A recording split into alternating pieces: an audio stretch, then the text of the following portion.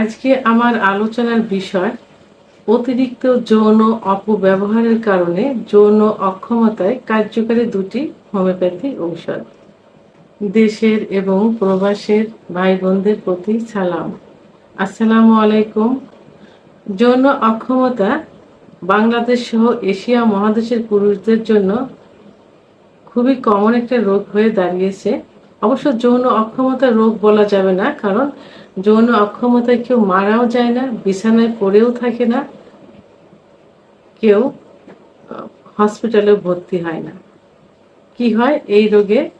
স্বামী স্ত্রী পার্টনারের সম্পর্কের অবনতি করে।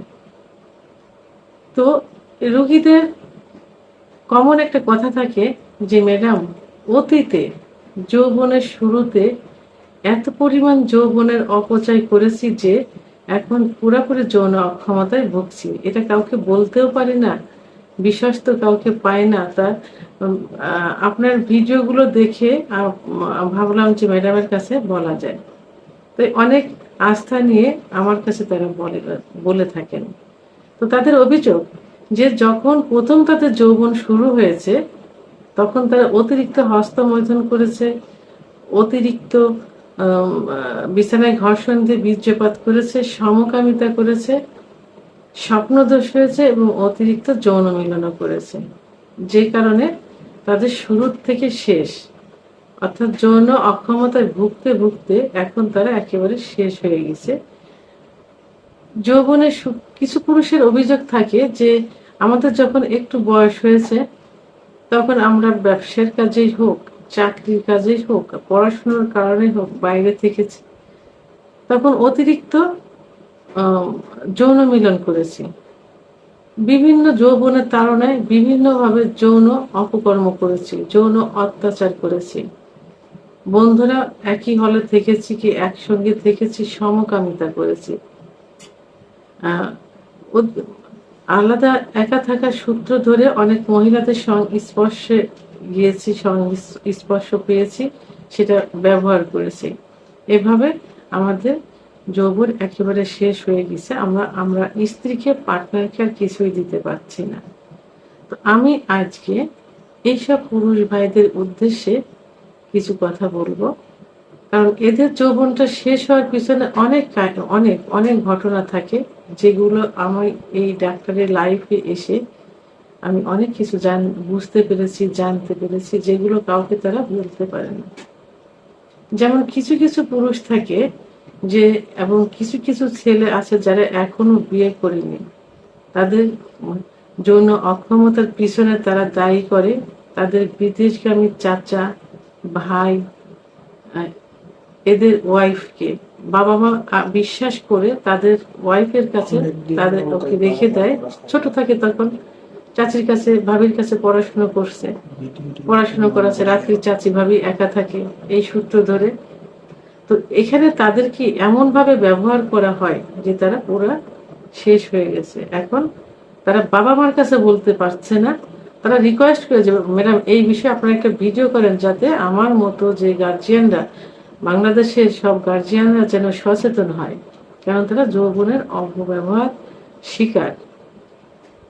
আবার যারা দেশের বাইরে যায়, তারা অনেকে জানে কিনা জানি না যে তারা যেখানে মানে পার্সোনাল ভাবে যে বাসায় থাকে, হাউস কিপার বা হাউস ড্রাইভার যে যারাই থাকে, তারা কিন্তু অত্যন্ত ভাবে যৌন মিলনের মানে সম্মুখীন হয়।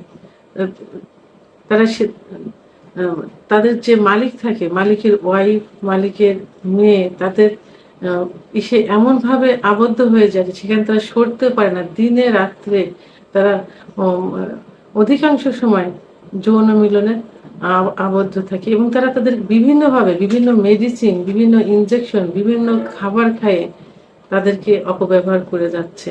তো এই পুরুষ তারা সহ্য করতে পারে না, কিন্তু তাদের আর কিছুই থাকে না, তারা বাড়ি আসতে পারে না, নিজস্ব কোনো সত্তা থাকে না। তো এরা পুরোপুরি যৌন অক্ষমতায় ভুগছে। তো এই যে আমি যেটা এখন বলবো সেটা হলো যে যৌন অপব্যবহারের কারণে, অতিরিক্ত যৌন অপব্যবহারের কারণে যৌন অক্ষমতা। তো এইসব পুরুষের জন্য আজকে আমি দুইটা হোমিওপ্যাথি ওষুধের কথা বলবো, কিন্তু তার আগে আমি বলবো যারা এই যৌন অপব্যবহার করে আসছে তারা এই পথ থেকে সরে আসতে হবে। আমার এই ভিডিওটি যদি সবার কাছে এইভাবে পৌঁছায়, তাহলে আমি তাদের উদ্দেশ্যে বলবো, গার্জিয়ানের উদ্দেশ্যে বলবো, অন্তত ভবিষ্যতের কথা চিন্তা করে, স্ত্রীর কথা চিন্তা করে, বাচ্চাদের কথা চিন্তা করে, ভবিষ্যৎ বংশধরদের কথা চিন্তা করে এই পথ থেকে দূরে সরে আসতে হবে। কারণ আপনার দেখে আপনার সংসারে অশান্তি হবে, সেটা বাচ্চাদের প্রভাব পড়বে, আপনার বাচ্চার উপরের প্রভাব পড়বে। তো সব দিক মিলিয়ে সুখী সুন্দর একটা জীবন যাপন করার জন্য আপনারা এই পথ থেকে ফিরে আসেন। গার্জিয়ানরা এই বিষয়ে আপনার বাচ্চাদের উপর একটু খেয়াল রাখেন, তাদেরকে সচেতন করেন। এরপরে আমি যে মেডিসিন দুটো বলবো সেটা হলো 1 number agnus caste mother tincture. যারা অতিরিক্ত যৌন অপব্যবহার করছে, মাস্টারবেশন করছে বা হস্তমৈথুন করছে, বিছানায় ঘর্ষণ দিয়ে বীর্যপাত করছে, চোখ মুখ কোঠারগত হয়ে গেছে, দেখতে বৃদ্ধের মতো দেখা যায়, তাদের জন্য এই অ্যাগনাস কাস্ট মাদার টিংচার খুবই গুরুত্বপূর্ণ ভূমিকা পালন করে থাকে। ওষুধটি 10 ফোঁটা ঠান্ডা পানি সহ দিনে 3 বার সেবন করতে হবে, খাবার আধা ঘন্টা আগে অথবা আধা ঘন্টা পরে। ওষুধটি 1 থেকে 3 মাস পর্যন্ত সেবন করা যেতে পারে। 2 নাম্বার যে ওষুধটি বলবো সেটা হলো tribulus ট্রেস্টিস mother tincture. Tribulus ট্রেস্টিস mother tincture যৌন অক্ষমতার দ্রুত বীর্যপাত রোধে খুবই কার্যকরী একটা মেডিসিন।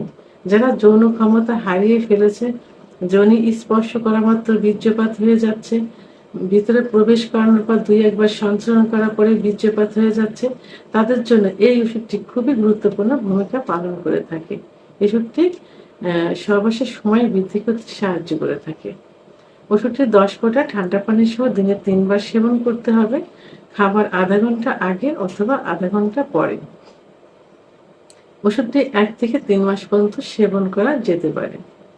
আর আপনারা যখন ওষুধ দুটো কিনবেন, অবশ্যই জার্মানি ওষুধ কিনবেন, সিলগালা অবস্থায় কিনবেন, বিশ্বস্ত দোকান থেকে কিনবেন। কারণ হোমিওপ্যাথি ওষুধ দেখে চেনা যায় না যে এটা জার্মানি না দেশি। আর আমি আগেও বলেছি, এখনো বলছি, আবারও বলবো যে আপনারা যে ডাক্তারের চিকিৎসা নেবেন সেই ডাক্তার থেকে ওষুধ নেওয়ার চেষ্টা করবেন। কারণ ডাক্তার সর্বোচ্চ ভালো ওষুধ দিয়ে আপনাকে সুস্থ করার চেষ্টা করবেন, ডাক্তারের সম্মান বাড়ানোর জন্য হলেও। তো আমার ভিডিওটি সম্পর্কে যদি কোনো মতামত থেকে থাকে অবশ্যই কমেন্টসের মাধ্যমে জানাবেন।